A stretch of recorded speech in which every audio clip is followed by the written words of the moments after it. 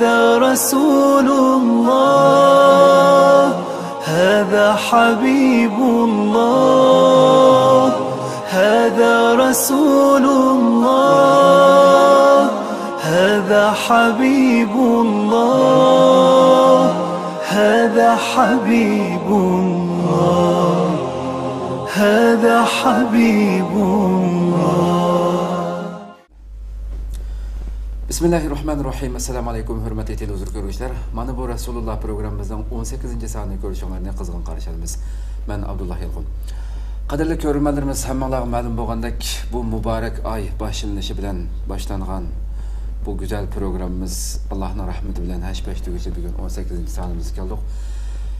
Mana bu go'zal oyninki sharofatidan, fazilatidan foydalangach, bizga yo'lboshchi bo'lgan suyumli payg'ambarimiz Muhammed sallallahu aleyhi ve sellem'nin hani şu güzel ahlaklarını özümüzün hayatında yaşaş, özümüzde bir özgertiş hasıl kılış için başlatkan programımızda her bölümde bir mevzunu tutup kilovatımız. Bugün inşallah Rabbim halisa bugün baş temimiz olsa Resulullah ve yaşlar diyen temini koyduk. Programımızın daimlik mekmeni, hürmetlik hemen tanışık olan davetçi Şarkı Türkistan Ölümalar Birliği azası hürmetli Ustaz Habibullah Kösani'nin teklif kıldığı kıymetli vaktin çıkarıp kadem teşrif kılgalı için aldığın köp rahmet etiniz. Sizlerden köp rahmet. Allah razı olsun. Allah razı olsun. Kadirlik görünmelerimiz programımız naq meydandan taqit otqalı için ekranına aldıdaki numurlar arqılıq programağa alaqdar boğan suallarını sorusanlar yoki yazsanlar biz aldığımızdaki programlarda bununla cevap verişke tirişimiz inşallah. Şundaqla köplügen qayrandaşlarımızın hem paydalanishi üçün programlarımızda hem bahirlab qo'shinglarni umid qilamiz. Bunda qo'sa bugun baş temimiz Rasulullah ve yaşlar degan temini qo'ydik. Her bölümde farklı mavzularda paranglashgan bo'ldik.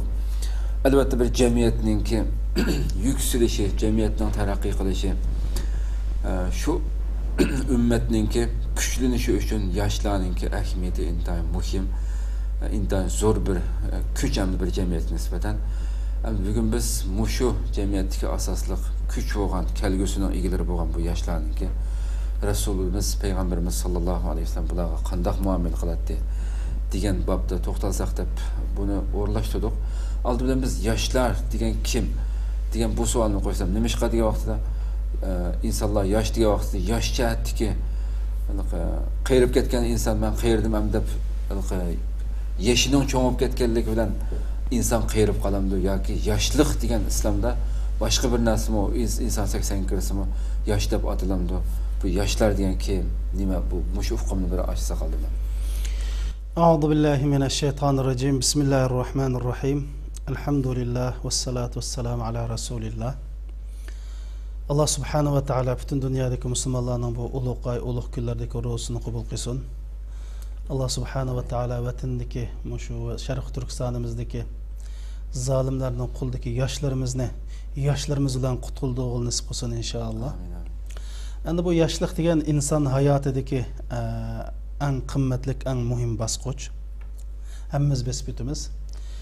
Yoshlikni ham bundaq yosh bo'yicha hisoblasak, o'lmalarimiz 15 yoshdan tortib 50 yoshgacha yoshlik deb hisoblaymiz deganlar bor. Ba'zilar 40 yoshgacha degan.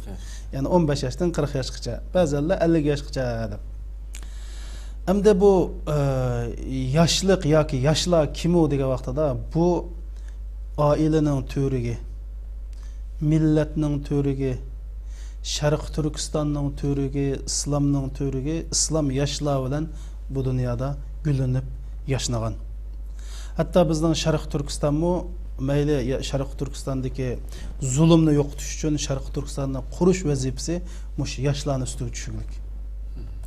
Shuning uchun bir millatningki taraqqiyoti, bir millatning kuchimi qanchalik yoshlarni yetildirib chiqalidi buning bilan o'lchilindi.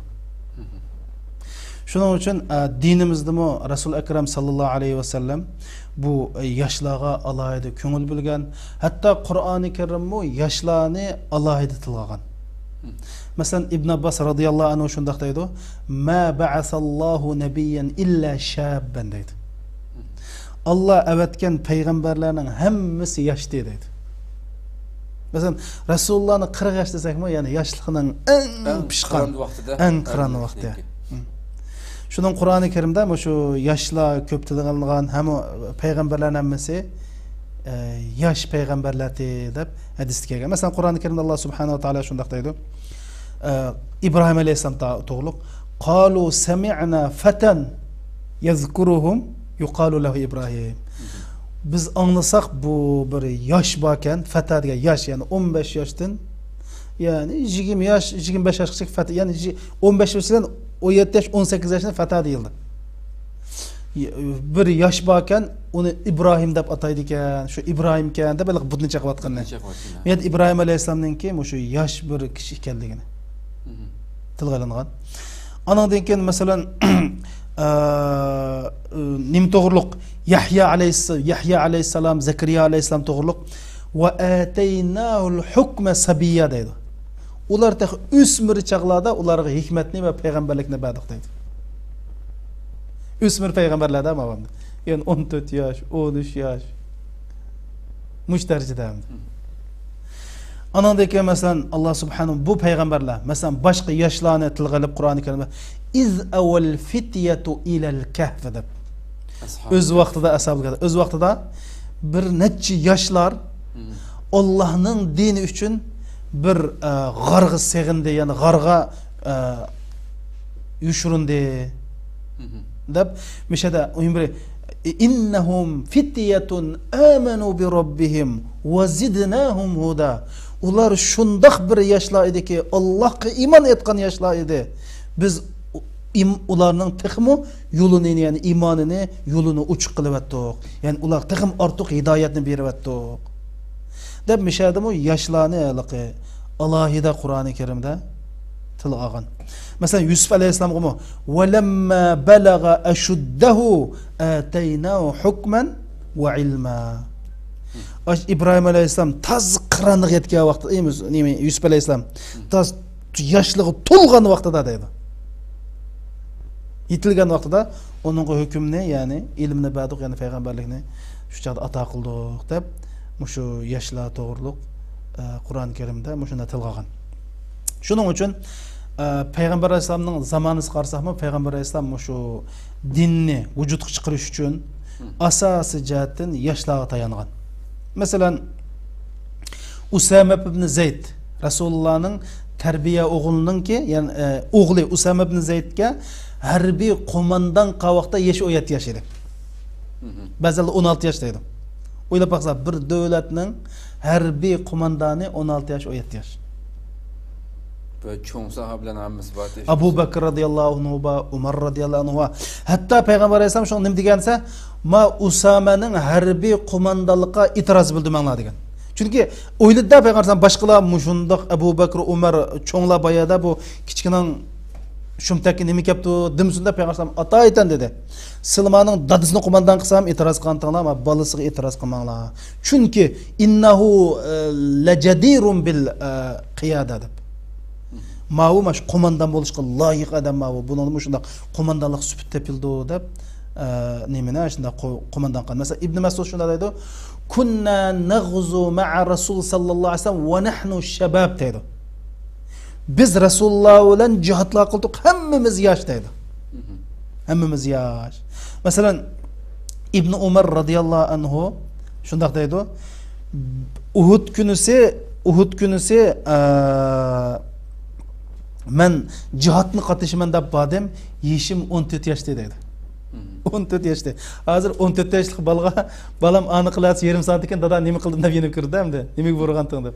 14 yoshda Rasulullohga jihad qilaman deb borsam, ijozat bermadi, qattiq yig'lab ketdim. Xandak urushi bo'lgan chaqda, o'tirishdan keyin xandak urushi bo'ldi emasmi? 1 yil yani. 15 yoshga kirgandim Rasululloh menga ijozat qildi deydi. İmam Buxoriy naql qilgan hadis sharif. Yani 15 yoshga kirgan odam urushga qatnashgan gapda. Mesela hazır maqul kishi olgan Jiroqdan avtomat atgan gap, o chaqda kuchuk tayindigan gap. Kuchuk tayindi yani. 15 yoshlik bola. Mesela Amir ibn Sa'd shunda deydi. Ashu Badr kunisi Peygamber Aleyhisselam Umayr ibn Abi Waqqas bilan Sa'd ibn Abi Waqqas ikkisini deydi. Kichik deb urush qatnashga qo'ymabdi Badr kunisi. Çünkü ikisi birisi 14 yaş, birisi 15 yaş, birisi 16 yaş. Şondan bu qattiq yig'lab ketdim dedi. Men yig'lab turibsam, shuni ijozat qildi. Shondan deydi Amr ibn Sa'd deydi, men uningga qilishninki qipini deydi. Ustun qilib bog'lab qo'ysam, eli qilishninki yegi tegib qoldi dedi. Shu shehid bo'lib ketgan mana shu urushda. Hatto sabtalik yoshlarni tanlaydi-ku, masalan, jangi borganlarni. Ay sabki tizilib turganda mana shu ikki kim bilan puchining uchini bilan o'zini ko'stimiz deb. Ko'stimida bayında turganda mana. Endi demak, masalan, o'ylab baqsizlar. Ali raziyallohu anhu Payg'ambar alayhisalom hijrat qilgan vaqtida jinin alqon qilib Rasulullohning o'rnida yotgan vaqtda umri yeshi 23 yosh edi. Asma onamiz musulmon bo'lgan vaqtda yeshi 14 yosh edi. Asma onamiz islom tarixidagi eng mashhur ayollardan birisi. Tamam? Abu Jahlni o'ltirgan 2 yosh. Muavviz ibn Amr ve Muavviz ibn Afra. Birisi 14 yaş, birisi 15 yaş. Abdurrahman ibn Auf radıyallahu anh deydi. Bedir urushida qattiq jang qilsam, 2 kichik bola kapti deydi. Voy tag'a dedi. Ha desam, Abu Jahl degan qasi dedi. Nim qilsa balam Abu Jahl ne desam, anlasak Rasulullahni tillaydi ekandiq. Rasulullahning inovatini qo'g'dash uchun uning bir adini birildigan dedi. Shuni o deb ko'zib qo'ysam dedi. Osh etilg'anj berib Abu Jahlni bir qilich soldi dedi. 14 yosh 15 yil. Qilich sağgandan keyin buni o'g'li ko'rib qoldi. Ikrama Abu Jahl ko'rib qilib, onun qo'liga meshak sol qo'limi, o'ng qo'lim chapib qo'limda sanglab qoldi. Sirati a'lamun nubarada işte bir vaqalik var. Qarasam qo'lim mushunda sanglab men urush qilishim qarshilik qildi, putimga dassab yuz o'tib jihatni davomlashtirdim deydi sizlar. Necha yosh qolsa 15 yoshliklar. O'sha Abu Jahl mush kis o'tgan. Biz hozir İbn Abbas desek islomning sahobalarining ichidagi eng mo'lla sahobi. Hibru hazihil umma, bu ümmetin en katta alimi. Turcemanul Kur'an. Kur'an'ın ki tefsir şunaslıqının pişvayı, babası Resulullah ölüp ketkende 13 yaşıydı. Ya Rabbi. Oylap baksılar.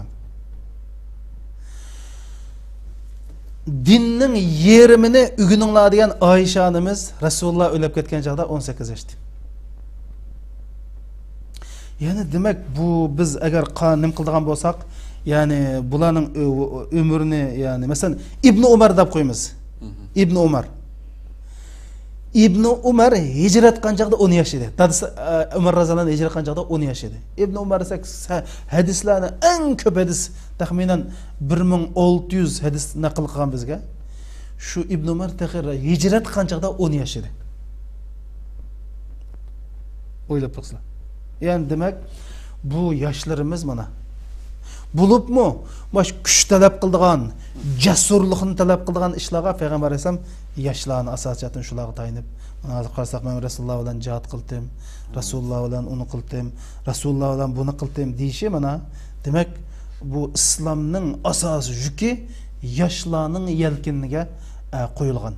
Islom yoshlarningki bilik orqali, yoshlarning himmat orqali bizga yetib kelgan.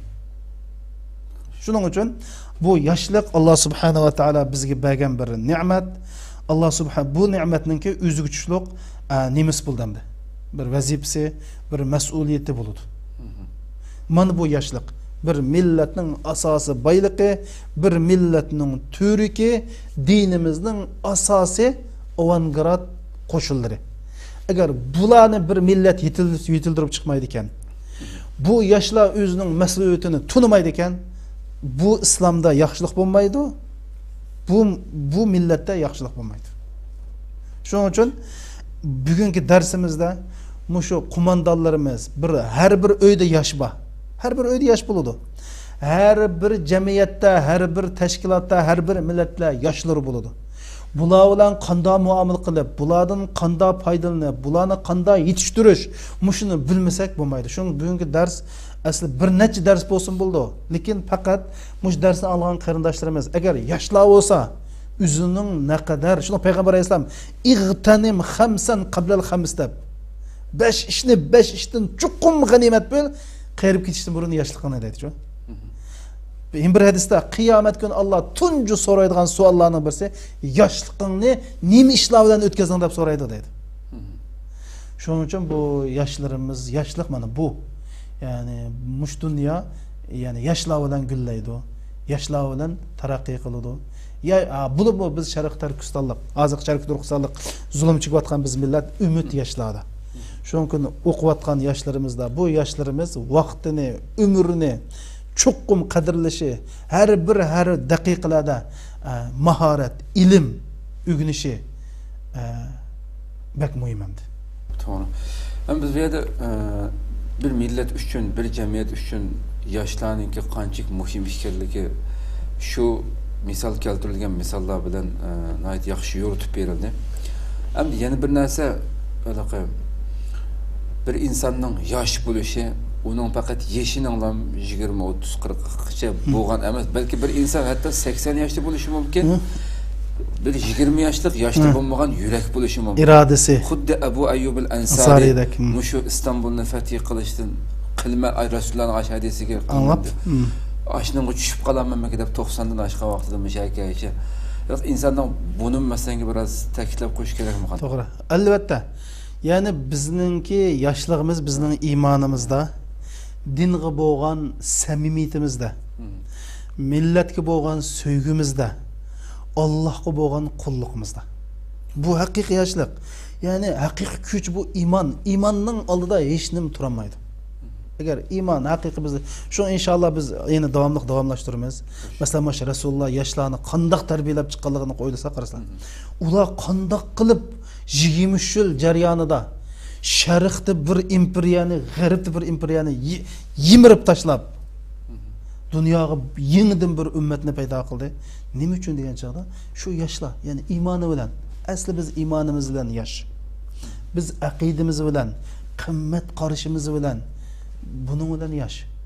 Bu to'g'ri, bu to'g'ri bir mundaq bir yoshdan, mancha yosh, ancha yosh desak, endi 15 yoshdan 40 yoshgacha boshqacha. Ammo haqiqiy yoshlik sening himmating, g'ayrating, qalbingdagi tugmas bitmas iroda va g'oyang.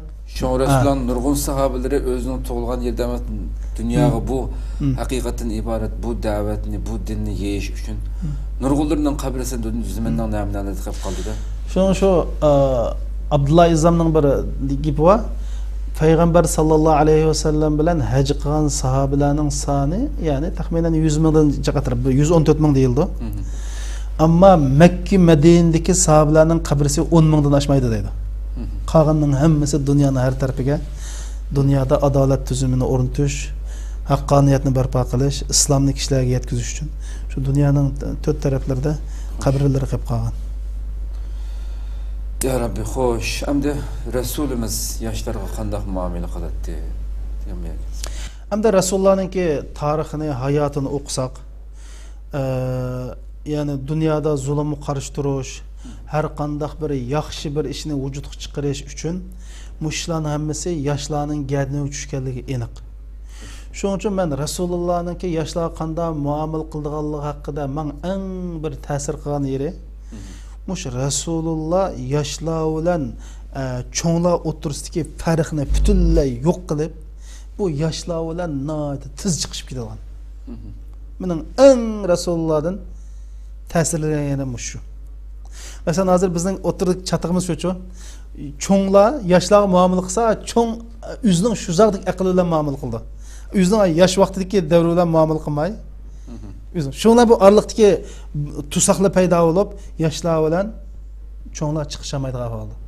Ammo Rasulullohninki mening eng bana mushaqda izlanib qarsam, Rasululloh mush yoshlar bilan muomala qilgan chaqda dal shuning yeshida, shuning tuyg'usida, shuning tafakkurida, ilk yoshlar bilan umr farqini butunlay yo'q qilib, masalan, shularning tang tushlari.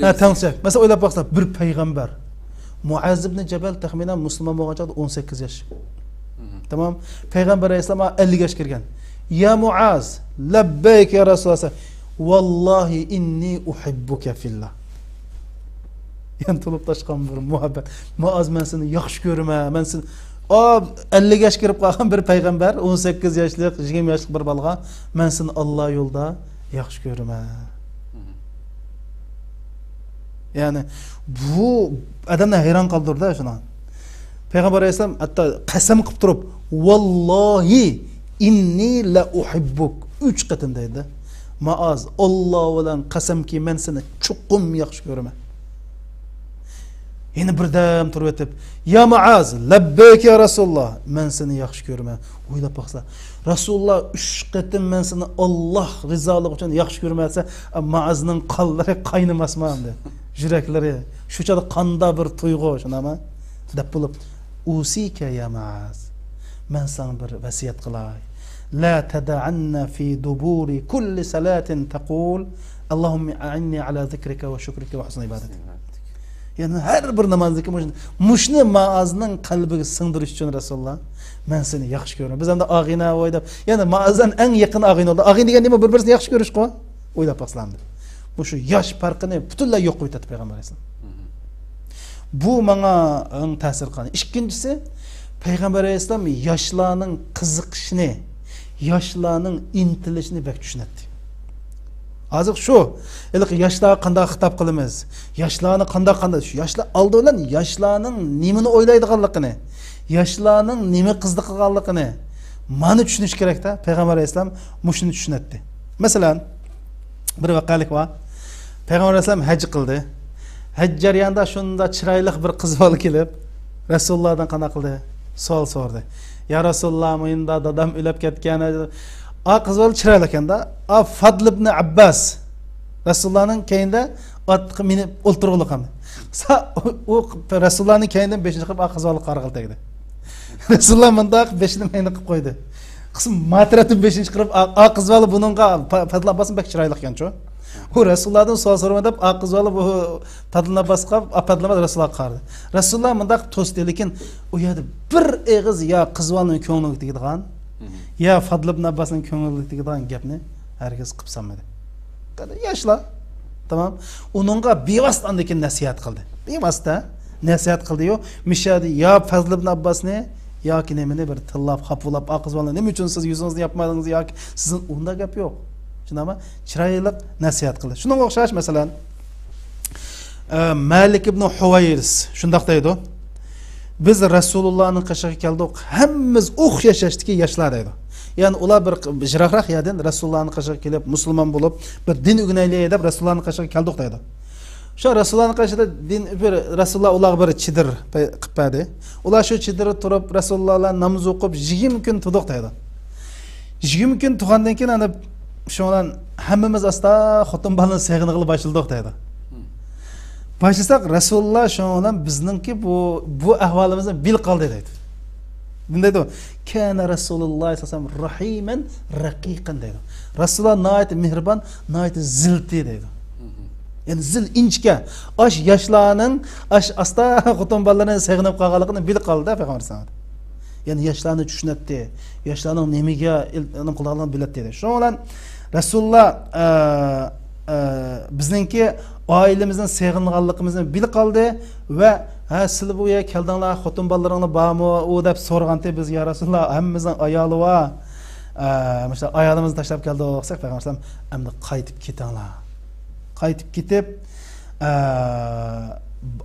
oilangizga din o'rgatinglar va ularga namoz o'qishni o'rgatinglar deb bo'lib anakin ichinglardan cho'nglar imom bo'lsin. Yani çoğun hürmet kılışını öğretti değil mi yani? Yani Rasulullah yine ular bu fırsat nima yani? Ularni to'g'ri, ularning qiziqishini, ularningki nimaga seg'inayotganligini bilib, shu fursatda ularning ko'ngli yoqadigan gapni qildi va shu fursatdan foydalanib bir qimmat qarashni o'rgatdi. U bo'lsa-mu falyaum kibarukum deb, akbarukum deb. Nima uchun cho'nglar imom bo'lsin degani, bularga cho'nglarni hurmatlash, cho'nglarni qadrlashni o'rgatdimish adam. Şu demek ki mesela şununla ma Resulullah'ın yaşlarını düşündüğünü bilirken yaşlar hiç kimi diyemeyen gapni Resulullah'a deydi. Mesela hele ki burunki dersim öttü bir yaş balı gelip Resulullah bana şu zina kılır ruhsat kılsa degini. Yani bu gapni o'ylab baksa 11 insanda Abu Bakr Ömer'e diyemeydi bu gapni. Normal bir adamga diyemeydi o. Mesela bizim hazır bir, mesela bizdelik maşallah yaşlarımız var, çoğun ustazlarını, doktor, profesörlerini hürmetlep adet normal kademge kılamaydı şuna ko. Ama o kiliplam Resulullah'a ben zina kılıç ruhsat ya Resulullah diyelişi Resulullah'ın ne kadar yaşlığı yakınlıkını hiç kimi diyemeyen gapni diyeleydi kılışkıda. Çünkü Resulullah onlara kalbini açkan iken ulamı Resulullah'a çoğu kalp darvasını açtı. Resulullah şu adı oy Xudaya tav oy demedi. Ay texim yakınkiler deb yakın olturup kulunu aşbalının jürük koyup ne dedi? Allahümme gfir zembe ve hassin ferceh dedi. O balı deydi Resulullah kuluna jürükümün udulu koydu. Resulullah'ın kuldan çıkıp atkan bir soğuk bir nesini his kıldım deydi. Hazırgıcı bedende badek his. Muş gepni digen bala hazır mı? Ay Resulullah'ın kuldan kilip atkan bir soğuklık, soğuk bir salqınlık hazır mı his kılma deydi. Resulullah ne dedi şada? Vay akçı kökçü dumbakçı demedi. Ey Allah ma balının günahını afu kılgın. Yaman haramladın saklığın deb dua kıldı. Şu an o bal ne dedi? Avretin saklığın, haramladın saklığın. Demek mana bu Resulullah'ınki. Mesela İbn Mesud şundaq deydi. Ma anlatısla. Bir günsi Resulullah deydi. Bana namazdaki teşahhudni öğretti deydi. Ettahiyatını öğretti deydi. Qanda öğretti? Kulumni Resulullah iki kolunun o'ttirsig'i aldı deydi. Mesela kollarını bazında tutaylı. Yun, diplom, ha, kilar men sen o'tib qo'yamas. Assalomu alaykum deb qo'lni tutib turib, qo'lni ikki qo'liga ep turib shundami? Tashahhudni o'rgatdi deydi. Shuning uchun hozir siz biz namozda o'qiyotgan tashahhud bizga qanday yetib keldi? Butun Muhammad alayhisolamning ummatlari ta qiyomatgacha o'qiyotgan tashahhud ash Ibn Abbosning ash Rasulullohda o'rganib bizga o'rgatib qo'ygan tashahhud. Shu tashahhudni o'rgatgan chaq nima deb bizga dedi? Men bir kunsi Resulullah'ın qishig'iga kelsam, Resulullah mening qo'limni ikki qo'lining attirsig'i ep turib tashahhud o'rgatdi. Bu nimani bildirdi? Şu hadisimi şu İbn Abbas'ın hayatida unutilmoqdek bir ta'sirda. Unutilmoqdek bir ish bilan qilgandan keyin u kelgusi avlodlarga yetadigan gaplar. Unutib qolganda bir yil so'zlab qo'ygan bo'lsa unutib qolish mumkin aslida.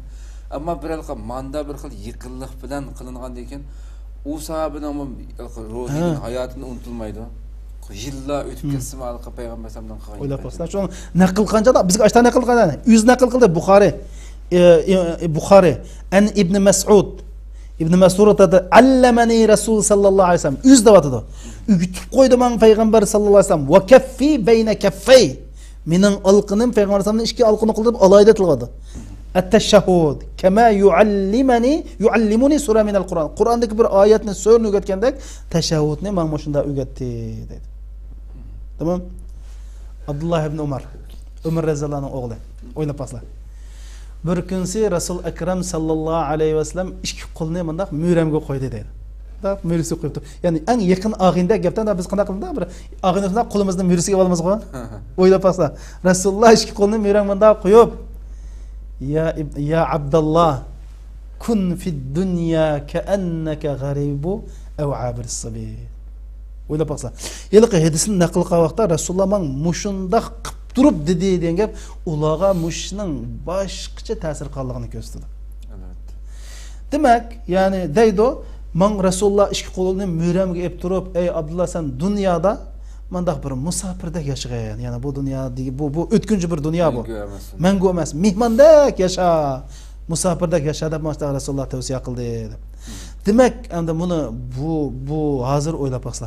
Biz cho'nglarimiz aralig'i, "Voy, menga sen kichikda bir narsa bilmaysan" deblan. Voy, menga voy sen tajribang yo'q. Voy, bizning ishimizni behchiga qo'shayotgan. Sizlar bu odam yoshlarni shu beshiq uriblarmi, yag qaqiblam tugashtiradigan.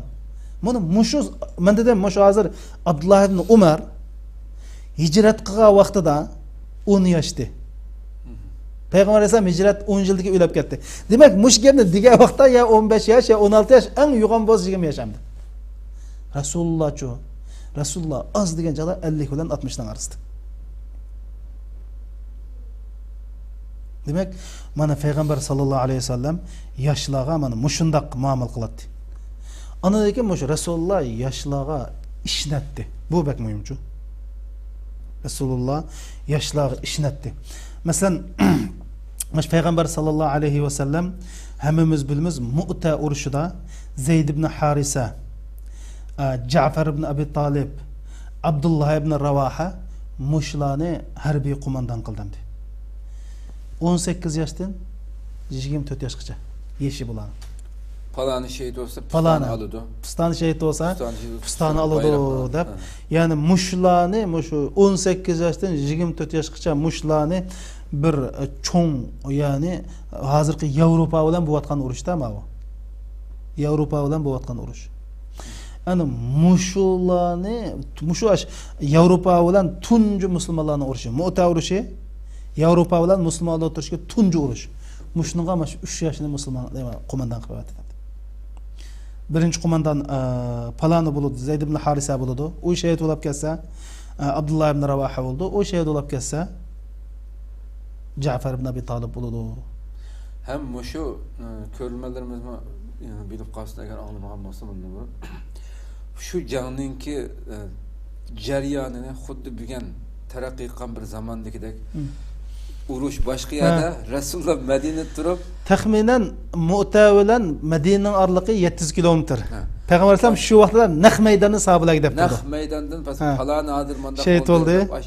Xuddi televizor yo'g'on bir ekranda akab qo'yib xuddi tomoshabinlarga o'ng'itayotgandek naq maydondan deb berganlar Rasululloh. Buxoriyda babu. Allohning bir mo'jizasi. Demek yani mana Peygamber sallallahu aleyhi ve sellem mesela Muaz ibn Cebal'ni Yemen'ge qazi qilib o'tganda Muaz 10 taxminan 20 yaşa tarafıda. 20 yaşlık balını yani bir Yemen'ge qazi hazırki yani vali. Sot mahkemesining valisi hem de. Sot mahkemesining valisi. Demek bu vakaliklerden yani Peygamber sallallahu aleyhi ve sellem şu yaşlığa işnetdi. Bu bir ikkinchisi yoshlarga mas'uliyat atdi. Bu bek muhim. Yoshlarga mas'uliyat berdi. Biz daha çok bir ishni yoshlarning bir ish qilolmaydi, bu buzuytidi deblam yoshlarni mas'uliyat bermay, ularningki bir tajriba elishiga, ularningki bir ularga fursat yaratilib bermalishi bu bir xato. Rasululloh ularga fursat yaratib berdi. Bir ishnatdi yoshlarga, ikkinchisi ularga fursat berdi, mas'uliyat berdi. Mas'uliyat degan fursat. Fırsat berdi. Mesela İbn Mes'ud radıyallahu anh kunna nagzu ma'an nabiy sallallahu aleyhi ve sellem ve leysa lana azvaj der. Yani Peygamber sallallahu biz cihat kıldık, hiç kasımızdan xotini yok degan gap yosh. Ama hatta ingimizde bir atal tüküm yoktu dedi. Da sılsa bir atal tüküm yoktu şu adam kıldık deb. Demek Peygamber aleyhisselam biri mesela Attab ibn al-Asid Attab ibn al-Asid Peygamber aleyhisselam Mekke'ye vali qilgan. Mekke fethi bo'lgandan keyin Mekke'ye fethi qilgan Attab ibn Asidning shu vaqtdagi yashi 20 yosh. Yani ularga mas'uliyat atadi, mas'uliyat beradi ularga. Mush Attab ibn Asid ta Umar radhiyallohu anhuning davrigachilik ash Mekke'ga vali bo'lgan. Rasulullohning davrida 20 yoshida vali bo'ldi. Ondan keyin Abu Bakrning zamonida vali bo'ldi. Umar radhiyallohu anhuning zamonida shu yergachilik Mekke'ga vali bo'lgan hamdi. Şu yerde tavlandan gapda. Ha, şu yerde tavlanıp mesela Ali radhiyallohu anhu'ni Yemen'ge qazi qilib avatgan aynan Muazning qazi qildi. Ali radhiyallohu anhu ma'lum zaman qazi qilgan. Bu shu demak qarab baqsizlar hammasi yosh. Shunga mesela Peygamber alayhisalom andakin yoshlarni davomli yani birinchisi dedik ularga ishnatdi. İkincisi ularga mas'uliyat berib fursat beradi. Üçüncüsü ularga davomli ta'lim, ilm o'rgatdi. Yoshlarimizni davomli bir tarafdan yoshlar qanday qilish keraksa, bir tarafdan fursat berish kerak, bir tarafdan ularni mahorat o'rgatib davomli tarbiyalash kerak. Masalan, tarbiyalayman deb mas'uliyat bermaslik Peygamber alayhisalomning metodi emas. Tarbiyalayman deb mas'uliyat bermaslik yani. Xizmat qildirmaslik bu Peygamber alayhisalomning metodi emas. Xizmat qiladi deb o'qishni uzib o'tish bu Peygamber alayhisalomning metodi emas. Bir tarafdan xizmat qiladi, bir tarafdan o'rgatdi. Shuning uchun oliy maktab bolalarga mening qildigan nasihatim mana bu Rasulullohning metodi. Mana bu inson tarbiyalashning metodi. Tarbiyalaydiganlar mashta qilsin. Bir tarafdan bolani o'qisin, bir tarafdan amaliy unga mas'uliyat berib xizmat qilsin. Chunki xizmat qilish jarayonida savollarga duch keladi. Bu savolning javobini o'qigan maktab o'qish jarayonida topadi. Bunday qilganda yoshlarimiz yetildi. Shuning uchun bir tarafdan o'qish, bir tarafdan xizmat qilish. Bu Resulullah'ınki yaşlarımı muamele kılıştaki en mühim nimelerden birisi muşşan. Şunu deydi Cundub ibn Abdullah deydi. Kunna ma'in Nabi sallallahu aleyhi ve sellem ve nahnu fityanun hazavira deydi. Biz Resulullah'ın kışıdı. Biz Resulullah bilen birge hemmimiz emdi teğe buyumuz yatken yaşlaydık deydi. Fata'allamnal imana qabla en net'allamel Kur'an deydi. Biz Kur'an öğrenişten burun Resulullah'da iman öğrendik deydi. Metodmuş şu. Oquşdan burun iman öğünümüz kendinden oquşunu okuyumuz. Şunun üstü kuruluş kerak. Ha, şunun üstü kuruluş. Summa ta'allamnal Kur'an. İmanını öğrenip bulup Kur'an öğrendik. Fazdadana bihi imanı. Anık tıkım imanımız çoğu. Güçlenip gitti. Ondan başka Resulullah andaki yaşlanmış, kıyınçılığı, ihtiyacı, şunu Allah'aydı köngülü bilet dedi. Mesela xotuna malı xotnep biletti, ölnemegeleri öylep koyat dedi. Bunun misali hemmimiz bilene Cüleybib radıyallahu anh. Cüleybib ayna paka, doğulak, çırayımı hem de Allah aşkına çıray beğenmegen ayna bir sahabi. Şu hayatıda ben ölnemeyme dep oynayıp kalgan adam. Man kim mi? Puldus pul yok, çıraydus çıray yok, boydus boy yok. Şunun Peygamber Aleyhisselam Musab'ını qanday qildi? Öldü ayna. Bir Peygamber Aleyhisselam Cüleybib'e berip dedi, falanının ki Ensari adam bolgan falanı uygu berip kızını çay içü dedi. Şuna o berip Peygamber Aleyhisselam kızanlığa çay içirdi degan keyin ular oylab qoldi, "Vay Rasulullah üzüge çay içirmoqchi deb qo'shal" degan keyin, "Yo'q, men çay içirir" degan Rasulullah buyurdi debdi. "Voy xotin bilan maslahat qilib baqa, ebi" debdi. Şuna kızım dedi. Kız qo'yib, "Rasulullah meni Cüleybibga loyiq ko'rsa, demak mening baxtim shu yerda. Hergiz bu Cüleybibni quruq qo'l qaytamanglar. Mening nikohimni o'qib qo'yinglar" degan qiz shu anda. Xo'sh, endi yoshlarning biraz oxirgi so'zimizda Resulullah'ınki hem bundaq muamele cəhətdə şularning yeshig'i tushib turib, ularning ko'nglini bilib turib muamele qildiganligini. Chunki qalbiga muhabbatni o'rlashtirib o'tgandan keyin qarshi tarafninki dunyoda da'vatmi shu hamda. Oldi bilan sen qarshi tarafni, tomoshabinni, sen da'vat qilmoqchi bo'lgan kishini o'zingni yaxshi ko'rgizalasan, sendan keyin uning keyin sendan chiqadigan har qanday narsa oson qabul qildi. Xuddi yaqin do'stlarimiz bilan nurg'un narsa tushunishayotgandek. Ko'ngilni ustib Rasululloh shuna qiladi. Tarbiyani qanday tarbiya uslubida azroqlam bir so'z o'tildi oxirida. Shuni biraz ochsak. Endi shu yoshlarni tarbiyalash masalasi ajoyib muhim masala. Hammadan voy adam tarbiyalaymiz, voy biz adam tashkilotlar adam tarbiyalaymiz deydi. Kimni tarbiyalaysiz, kim tarbiyalaydi, qanday tarbiyalaydi, nima bilan tarbiyalaysiz buni bilmaydi. Hamma bizim shaxsan bizim bilmaymiz hamda. Lekin bu eng muhim tema. Her bir zavod, korxona, her bir tashkilot, bir davlat utuq qazanay desa, yoshlarni tarbiyalasa, o davlat utuq qazanadi. O shirkat utuq qazanadi. O tashkilot utuq qazanadi. Bizning shu eng umidimiz bir yurish, shu davoni sifatli qila oladigan bir yurish, yoshlarni tarbiyalash hozirgi bizning eng muhim vazifamiz. Agar vatanimiz ozod bo'lib qolsa, bu yoshlar vatanni ozod qilish qancha qiyin bo'lsa, vatanni ozod qilib bo'lgandan keyin yoshtish shuncha qiyin. Hatta ko'pincha kishilar deydi, vatanni ozod qilishdanmi keyin shu vatanni yoshtish, tutib turish bak tas deydi-ku. Shuning uchun hozir yoshlarni tarbiyalash, vatanni agar ozod bo'lmay qolsa, ular davoni davomlashtiradi, ozod bo'lib qolsa, vatanni tutib turadigan bir yoshlar tarbiyalash. Payg'ambar alayhisalom qanday tarbiyalaydi desizlar? Payg'ambar sallallohu alayhi vasallam birinchi bo'lib ularning qalbida sog'lom bir aqida, bir sog'lom qimmat qarash ve ilahi söygü, yani ibadet. Çünkü Allah söygüsününki neticesi ibadet. Muşlarını olanın kalbiga terigan, kalbiga qısın degan.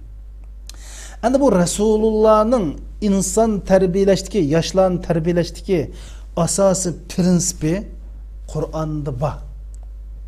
Kur'an boyunca terbiyelaganda. Mesela qanday hadislar? Mesela öz vaqtida Mekke'deki yaşlar, xuddi Mekke'deki başka insanlarga o'xshaydi. Ve in sa'altahum man khalaqas samawati wal ard la yaqulanna Allah. Yani Mekke'deki davrda ıslığı asman zimini kim yarattı dese Allah deydi. Lekin ular Peygamber Aleyhisselam bununla başka bir ufkumni, başka bir mezmununu koştu. Qanday qildi? Ve indehu mafatihul gayb. La ya'lamuha illa hu ve ya'lamu ma fil berri vel bahri ve ma tasqutu min waraqatin illa ya'lamuha ve la habbatin fi zulumatil ardi ve la ratbin ve la yabisin illa fi kitabin mubin. Acayip bir mezmun. Anlap tursunlar? G'aybning ochquchi Allohning ilkida. Bu g'aybni Allohdan boshqa hech kim bilmaydi. Alloh subhanahu va taolo quruqlikda, dengizda hammani biladi. Hattoki bir daraxtdan bir yupurmoq tushsa Alloh uni biladi. Mayli dengizning eng cho'nqur yerlarida bo'lsin, mayli quruqlikda bo'lsin, nada bo'lsin, eng kichikning bir narsani Allah bilib turdu, Allah'ın kitabıda yazıqlı. Degendekin bunu düşengen yaşla Allah subhanahu wa ta'aladan qo'rqadigan. Her qandaq cho'ng kichik ishlarda bu an bu tushuncha bilan yashaydigan bir holat keladi. O'ylab basla. Bir yupurmoq tushsa Alloh uni biladi deb nima demoqchi eslagansa, seni bütün yani uning qalbida Allah mening bütün işlerini bilib turdi ekan, hammasi yeziqliq ekan, dunyodagi ishlarning hammasi Allohning bildigan doirasida ekan. Hatto bir yupurmoq tushsa Allah biladi ekan. Dengizning cho'nqur yerlarida, quruqlikning eng cho'nqur yerlarida bo'lsin, nada bo'lsin, unkurlarda bo'lsin, Alloh biladi degan ki, bu birinchisi buni Allohning mushunda to'ndi bo'ladi. Ondan keyin Allohdan ayminish, Allohdan hayo qilish ruhiy bo'ladi tiklandi. Şu Kur'an-ı Kerim'de İnnallâhe kâne aleykum rakiba. Allah seni devamlık küzdüp durdu. Mana bu kımmet qaraş, bu iman, bu akidini birinci olup bunu tikledi. Onu nemi qarsa? وَلَوْ أَنَّمَا فِي الْأَرْضِ مِنْ شَجَرَةٍ أَقْلَامٍ وَالْبَحْرِ يَمُدُّهُ مِنْ بَعْدِهِ سَبْعَةَ أَبْحُرٍ مَا نَفِدَتْ كَلِمَاتُ اللّٰهِ إِنَّ اللّٰهَ عَزِيزٌ حَكِيمٌ. Nima deydi o?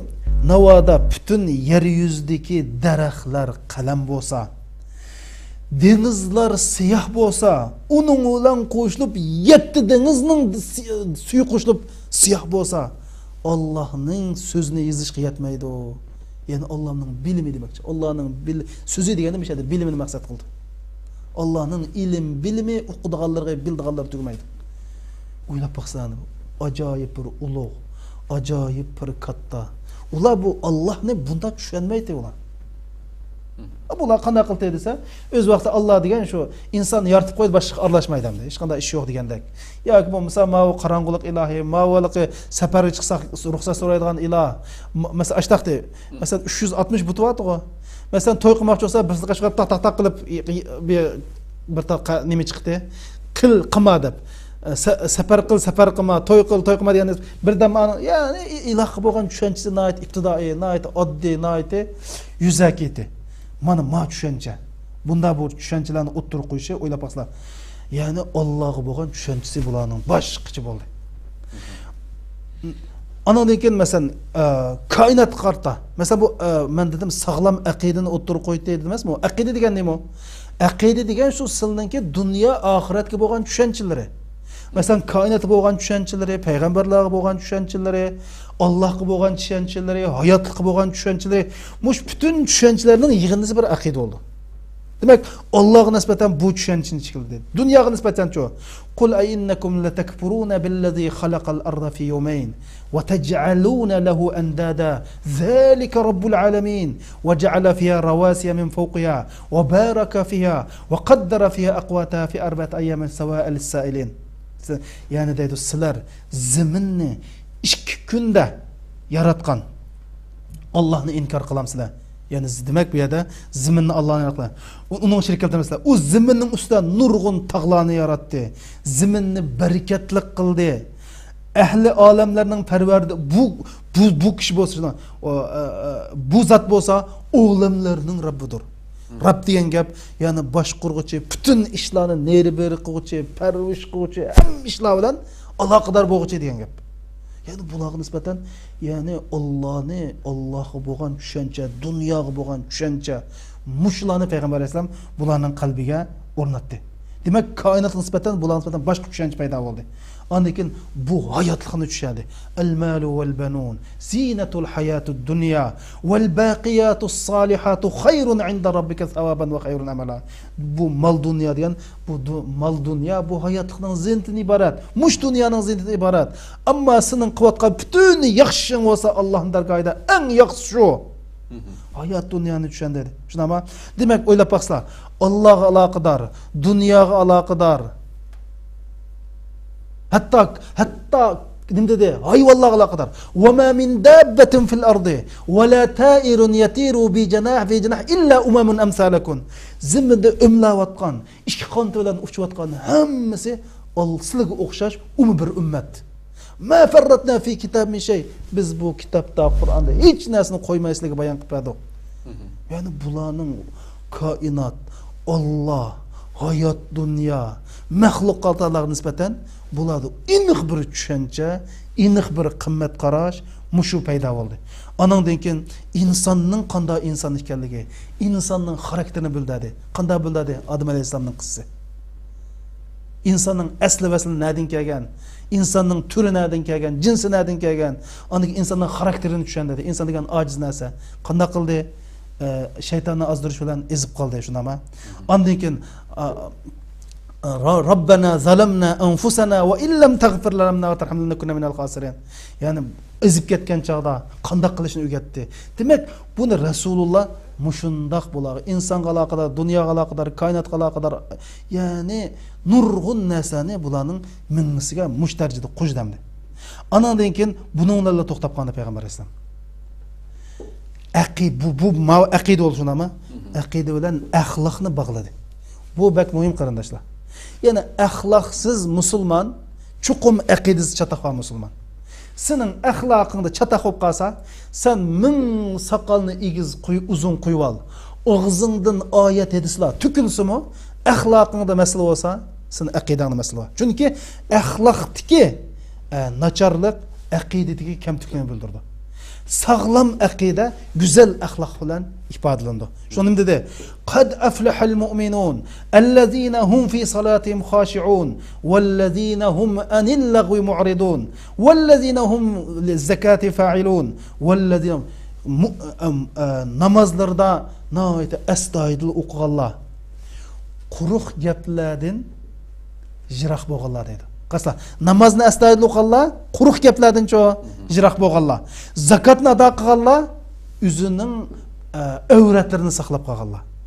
Avratlarini saqlaganlar hamda. Demak, bir namoz, bir axloq, bir zakat, bir axloq. Axloq bilan qimmat qarashining, axloq bilan aqidani bog'ladi. Bunda tarbiyaladi payg'ambar alayhisalom. Bu pek muhim. Bu mükemmel bir sistema qaraslar. Dünya qarash, Allah qarash, ahiret qarash, hatta başka mahlukat, tabiatlarga bo'lgan qarash, insonning asli nereden kelgan, insonning xarakter, buni mushlarni tushunadi. Allah'ның bəndiləri, yani zimində manğa vaxtıda şundaq əstayidil, soğaqqan manğıdı. Ularga nadallar til təkküsə, Esselamu Aleyküm deyip nadallarla kalısı yok, üz dişini kıldı. Bu əxlaq, yani bulan muşunda tərbiyeli değil mi? Biz bir adam, bizki şunda bir nadan koysa, onun da nadan babla o soğuşup jürüyemiz. Bir adam dedi, وَاِذَا خَاتَبَهُمُ الْجَاهِلُونَ قَالُوا سَلَامًا. Bütünlay manmışındak. Anladığın ki, mesela Peygamber Aleyhisselam dedik, bütün dünya qaraş, yani bunu düşündürdü. Anladığın ahlak, anladığın ruhi cihatte mi terbiyeledi? Kandak kıldı? Ya eyyuhal muzammil, kumil leyla illa qalila. Keçilleri namaz okup, ruhi cihatten, villezine ya'lemuna. Öyle baksana, ular deydi, acayip ayette. Keçilleri ruku kıgan, secde kıgan. Karısla ruku secde. Bu şekli görünüşü. Yahzarul ahire, ahiretten kokava. Muşnun hemmisi Mekke'de nazil boğan ayetler. Muşnun, buna Peygamber Aleyhisselam muştata olan ahlakını çemberças bağlap birbirine ikisini arlamaydıganlığı bildi. Ondan keyin bunu ruhi cihetten terbiyelep, keçileri ibadetten terbiyeledi. Ondan keyin Peygamber sallallahu aleyhi ve sellem manda vasiyat kıslar desem, ittaqillah haysuma kunt. Nadil bol, Allah'tan haya qil. Yani Allah'tan eymengin. Allah'ını kalbingdan çıkarıp koymagin. Vettabi'il hasan. Kişiler bilen kişilik münasebette güzel muamelede bolgin. Mana bu Peygamber sallam bunda terbiyelegan. Bu terbiyeleşning usulü şu. Şundan bu sahabeler mushunda terbiyelegan sahabeler 23 yil jarayonida Sharqda Faris imperiyati Allah razı olsun ayeti tefsili şekilde içip verildi de qarayman inşallah. Vaktimiz to'shib eşip ketdi. İnşallah bugün bir şey to'xtatsak işenchimiz kamil yani bunga. Rabbim inşallah ana shundoq güzel yoshlarni bu dinimizga albatta bizlar ham yosh albatta qayrib qolmadik biz bosh dedik. Yurakninki yoshlik hargizmi ömürninki